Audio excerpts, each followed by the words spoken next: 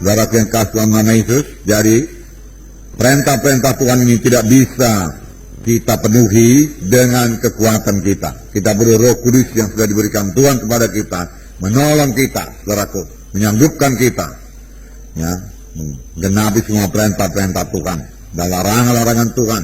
Jangan kamu menjadi serupa dengan dunia ini. Jikalau seorang mengasihi dunia ini, maka jangan kamu mengasihi dunia ini. Jangan, Tuhan berkata. Ini tidak ada padanya kasih Bapa. Jadi harus pilih salah satu, kasih dunia atau kasih Bapa. Kalau kita mengasihi dunia, kasih Bapa tidak ada, saudaraku. Kalau kita mengasihi Bapa, harus tidak boleh mengasihi dunia ini. Nah, itu juga, saudaraku, hanya bisa kita laksanakan, saudara, dengan kuasa Roh Kudus yang dianugerahkan Tuhan bagi kita. Kita biarkan Roh Kudus menekan kita, mendiami hati kita, saudaraku, dan memimpin kita. Baru kita sanggup, saudaraku. Nah, saudara, jadi semua kita perlu penuh dengan Roh Kudus, saudaraku. Memang dari mulanya Tuhan sangat menekankan, saudaraku, mengenai Roh Kudus ini, saudaraku. Mengenai Roh Kudus. Selama dia di dunia ini, dia banyak, saudaraku, bicara mengenai Roh Kudus. Supaya murid-murid menerima Roh Kudus. Menerima Roh Kudus. Bahkan Yohanes Pembaptis, saudaraku, sudah berkata bahwasanya yang datang kemudian daripadaku, aku tidak berlayak melepaskan tali kasutnya, dialah akan membaptiskan kamu dengan Roh Kudus dan api. Jadi Yohanes Pembaptis sudah mengerti, saudaraku, akan Roh Kudus, saudaraku. Nah, saudara, Tuhan Yesus juga menekankan kepada murid-muridnya yang mereka menunggu di Yerusalem, saudaraku, dan saya penuh dengan Roh Kudus. Jadi semua kita penuh dengan Roh Kudus, karena bagi kamulah perjanjian itu, dan bagi sekalian orang yang telah dipanggil Tuhan, bagi yang jauh-jauh, bagi kita lah perjanjian itu. Terlebih kita yang hidup pada akhir zaman ini, saudaraku, di mana kasih manusia sudah banyak luntur, saudaraku, di mana dunia kelihatannya menguasai segala sesuatu, dan kita tidak berasal daripada dunia ini dan tidak boleh mengasihi dunia ini. Maka kita butuh sekali, selalu, senantiasa penuh dengan Roh Kudus, penuh dengan Roh Kudus. Saudaraku, Tuhan Yesus mulai pelayanannya, saudaraku, setelah dia dipenuhkan dengan Roh Kudus. Sebelum penuh dengan Roh Kudus, dia tidak melayani. Dalam Lukas 4, saudaraku, ayat 1 dan 2. Ya, diterangkan mengenai Yesus, ya. Yesus yang penuh dengan Roh Kudus kembali dari Sungai Yordan, lalu dibawa oleh Roh Kudus ke padang gurun. Nah, di situ dia tinggal 40 hari lamanya dan dicoba iblis. Selama di situ ia tidak makan apa-apa, dan sesudah waktu itu ia lapar. Nah, saudara, dan Tuhan Yesus, saudara, mengetahui dia puasa, ya, 40 hari 40 malam. Saya tidak tahu pasti apakah dia minum air atau tidak, saudara. Tetapi di sini hanya dikatakan bahwasanya ia lapar, dia tidak makan apa-apa. Tidak dikatakan dia tidak minum apa-apa, hanya dikatakan dia tidak makan apa-apa, dan sudah waktu itu ia lapar. Yesus sanggup melaksanakan semua puasanya dengan baik dan sanggup mengalahkan setan, saudaraku. Karena ayat pertama mengatakan dia penuh dengan Roh Kudus. Dan dia dicobai setan, saudaraku. Dan apakah senjatanya, saudaraku? Senjatanya ada tertulis. Ada tertulis. Dan setan kalah, saudaraku. Nah, kemudian dikatakan dalam ayat 14. Dalam ayat 14, dia. Dan tersiarlah kabar tentang dia di seluruh daerah itu. Mula-mula dia penuh dengan Roh Kudus, saudaraku. Tetapi kemudian terjadi Roh Kudus, saudaraku. Roh Kudus sudah menguasai dia. Sehingga dia kembali, saudaraku, ke Galilea. Dikatakan dia kembali ke Galilea dalam kuasa Roh. Nah, saudara, demikian juga, saudaraku, dalam hidup kita. Ya. Tidak cukup hanya penuh Roh Kudus, saudaraku, tanpa, saudaraku, membiarkan Roh Kudus mengatur hidup kita, memimpin hidup kita, melengkapi kita, saudaraku. Saudara, tidak sekedar penuh saja kemudian bahasa roh, tidak, saudara. Tetapi kita biarkan Roh Kudus memimpinkan kita. Kita biarkan Roh Kudus menguasai kita. Kita biarkan Roh Kudus memberikan karunia-karunia-Nya bekerja dalam pelayanan kita. Dan kita biarkan Roh Kudus mengurapi kita. Hingga mengadakan perbedaan. Waktu Tuhan Yesus mengajar, saudaraku, ahli-ahli Taurat berkata, wah, lain sekali pengajarannya. lain daripada ahli-ahli Taurat yang lain.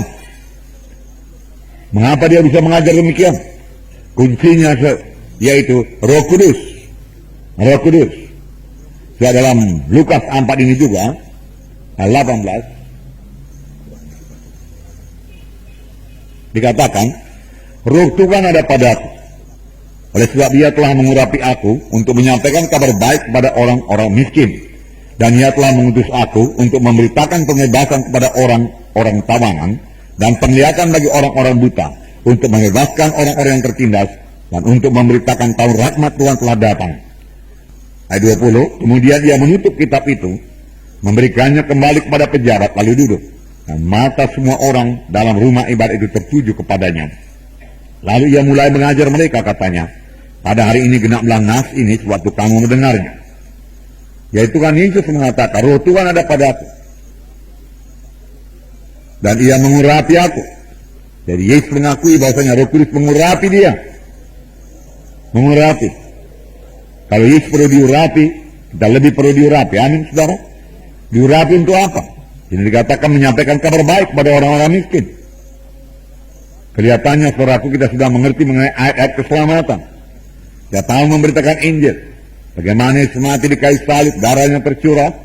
Kemudian Dia berkata sudah genap.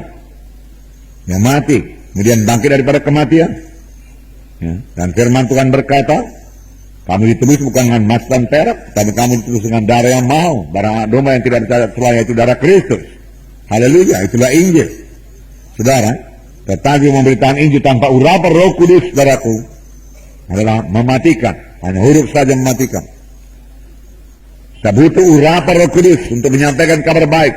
Sama sebagaimana Yesus diurapi Roh Kudus, baru Dia bicara. Urapan, jubah. Nah, juga saudaraku, memberitakan kebebasan bagi orang-orang tawanan. Di mana ada Roh Tuhan, sudah ada kebebasan. Firman Tuhan berkata, Roh Kudus, saudaraku, mengurapi Tuhan Yesus untuk memberitakan pembebasan. Saudaraku, saya yakin, saudaraku, pada waktu pemberitaan firman Tuhan juga banyak orang sembuh. Belum didoakan, belum sampai kepada jam berdoa. Banyak orang terikat bebas pada waktu pemberitaan firman Tuhan. Saudara, jangankan waktu pemberitaan firman Tuhan, saudara. Pada waktu, saudaraku, pujian penyembahan. Pujian. Saudara, kita memuji Tuhan. Kitalah umat pemuji. Amin, saudaraku. Memuji Tuhan. Mengapa kita puji Tuhan? Karena apa yang telah diperbuatnya bagi kita. Karena perbuatan tangan yang besar. Kita puji Tuhan. Firman Tuhan dalam Hukum Mazmur berkata, ya, bersorak-soraklah untuk Tuhan. Pujilah Dia. Ya, bersukacitalah di hadiratnya. Haleluya. Firman Tuhan mengatakan demikian. Kemudian kita perlu juga menyembah Tuhan dalam roh dan dalam kebenaran. Kalau kita menyembah Tuhan, saudaraku, kita menyembah karena besarnya Tuhan itu, berkuasanya Tuhan itu. Kita menyembah Tuhan karena siapa Dia adanya. Kita memuji Tuhan karena perbuatan tangannya. Kita menyembah Tuhan karena Tuhan itu besar, karena siapa Dia? Dia Tuhan ajaib, ya, besar dan perkasa Allah kita. Raja Daud berkata, laut-laut, dia katakan bergemuruh, ya, memuliakan Tuhan. Puji Tuhan. Nah, waktu pujian dan penyembahan, mereka yang betul-betul diurapi Tuhan, saya yakin banyak orang sembuh, banyak orang bebas. Amin, saudara. Nah, oleh sebab itu perlu sekali, saudara diurapi Tuhan. Dalam pelayanan saudara di kelompok saya, saudara, tentunya mau jiwa-jiwa datang dan diselamatkan, saudaraku. Datang dan dilepaskan. Saudara mau jiwa-jiwa itu berubah, saudaraku. Ya, bersandarlah kepada kuasa Roh Kudus yang mengurapi saudara. Urapan sebenarnya artinya yaitu kehadiran Roh Kudus. Kehadiran Roh Kudus untuk mengurapi saudara, kehadiran Roh Kudus untuk menjamah hati jiwa-jiwa yang hadir. Dan mereka mengerti firman Tuhan. Dan mereka menerima firman Tuhan. Dan mereka menerima kuasa Tuhan. Haleluya, saudara. Puji Tuhan.